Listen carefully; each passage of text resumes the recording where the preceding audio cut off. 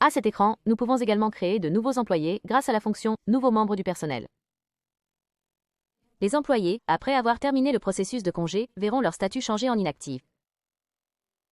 Sélectionnez la fonction « Nouveaux membres du personnel » pour créer un nouvel employé.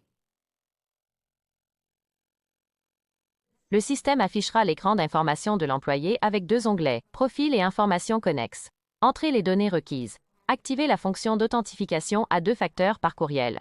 Si elle est sélectionnée, lorsque les employés se connectent au système, ils devront s'authentifier par courriel.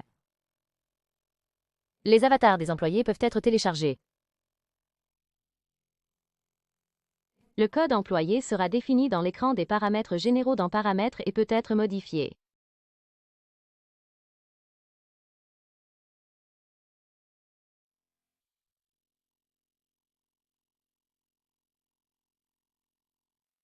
Les données du lieu de travail sont extraites de l'écran Lieu de travail dans Paramètres.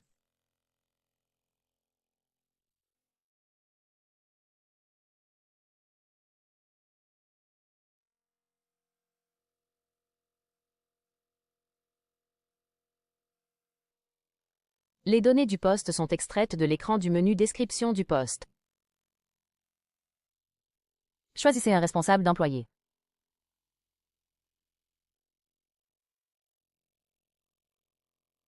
Sélectionnez le rôle pour l'employé. Le rôle a été créé dans Configuration, l'écran Rôle, et a été autorisé auparavant. Lors du choix d'un rôle, l'employé aura également le droit sélectionné lors de la création du rôle. Choisissez la langue par défaut lorsque les employés se connectent et utilisent le système. Sélectionnez le département pour l'employé. Les données du département sont prises à partir de l'écran du menu Organigramme.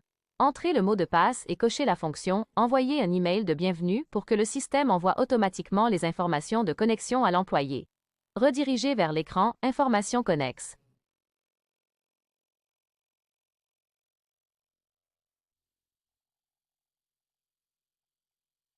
Ensuite, sélectionnez « Enregistrer ».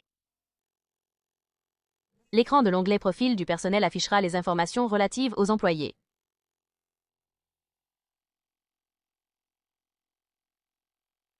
Les données seront automatiquement mises à jour lors de l'ajout d'un contrat d'employé à l'écran du menu Contrat.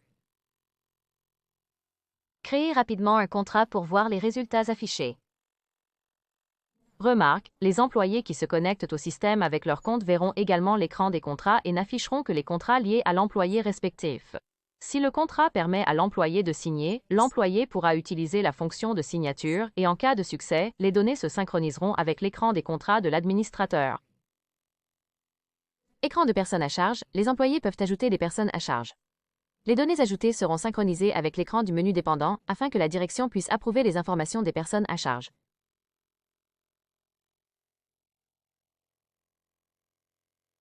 L'écran de formation sera automatiquement mis à jour sur cet écran lorsqu'il y a un programme de formation pour l'employé correspondant dans le menu des formations.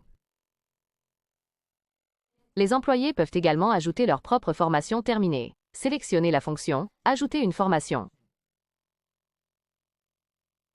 Entrez les données requises.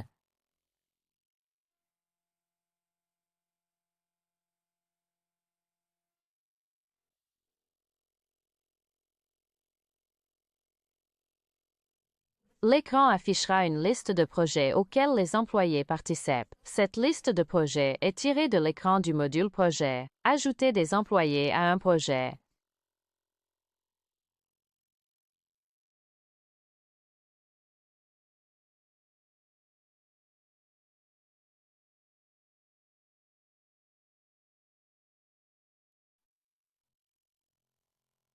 L'écran de pièces jointes est utilisé pour télécharger des fichiers appartenant à l'employé respectif.